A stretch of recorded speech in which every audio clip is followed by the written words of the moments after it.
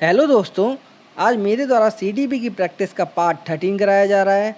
यदि आप इस चैनल को पहली बार देख रहे हो तो प्लीज़ सब्सक्राइब कर दीजिए, जिससे मेरे द्वारा जो भी नई वीडियो डाली जाएगी आप उसको नोटिफिकेशन के माध्यम से देख पाएंगे। चलिए स्टार्ट करते हैं पहले क्वेश्चन से। धारा प्रवाह के कितने प्रकार हैं? ए 2, बी 3, सी 4 और डी 5।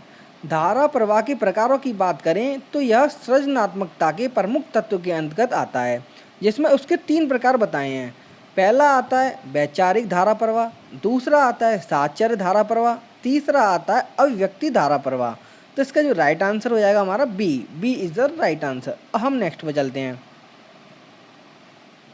विश्व में सर्वप्रथम सृजनात्मकता का मापन करने का श्रेय किसको दिया जाता है? ए गिलफोर्ड, बी बाकर मेहंदी, सी अब्राहसन और डी मेलकार्टी।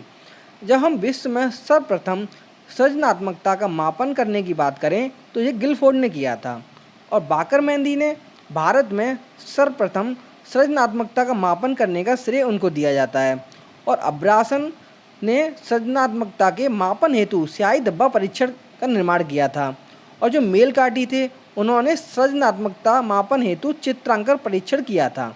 तो इसका जो राइट आंसर हो जाएगा हमारा A is the right answer. हम नेक्स्ट पर चलते हैं। आदर्शों एवं मूल्यों का सिद्धांत किसने दिया? ए बागले ने, बी स्पीयरमैन ने, सी जुड ने और डी टिचनर ने। जब हम इस सिद्धांत की बात करें तो ये सिद्धांत बागले ने दिया था। तो इसका जो राइट आंसर हो जाएगा A is the right answer. हम नेक्स्ट पर चलते हैं। अधिगम का अनुभवजन्य सिद्धांत किसकी देन है? ए वॉटसन, बी स्किनर, सी कार्ल रोजर्स और डी अब्राहम मैस्लो। जब हम इस सिद्धांत की बात करें तो ये सिद्धांत कार्ल रोजर्स के द्वारा दिया गया। यह सिद्धांत अनुभव करके सीखने पर बल देता है। उन्होंने इस सिद्धांत में ये बताया था कि अध्यापकों को बालकों पर क्या पढ़ना है, कैसे पढ़ना है और कितना पढ़ना है आदि बलों को थोपना नहीं चाहिए, बल्कि उन्हें स्वतंत्रतापूर्वक करने देना चाहिए। तो इसका जो राइट आंसर हो जाएगा हमारा सी इज़ द राइट आंसर। हम नेक्स्ट पर चलते हैं।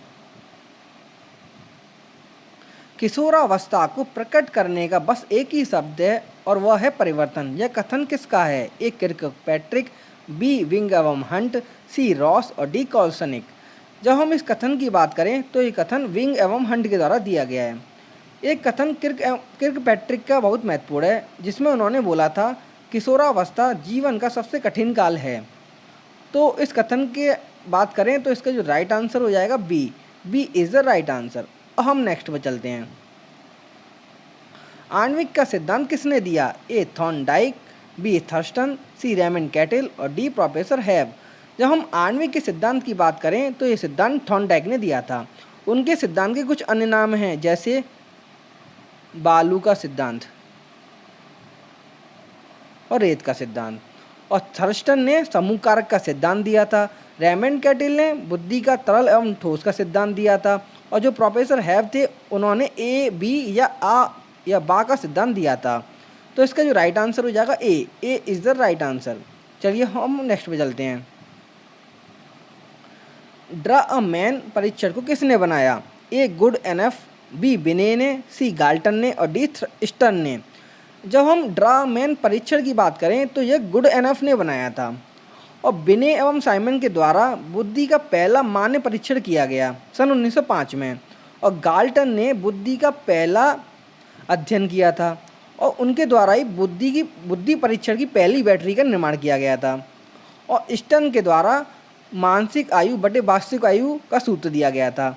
तो ड्रा मैन परीक्षण की बात करें तो इसका राइट आंसर हो जाएगा हमारा A is the right answer. हम नेक्स्ट पे चलते हैं, जो आज का अंतिम क्वेश्चन है।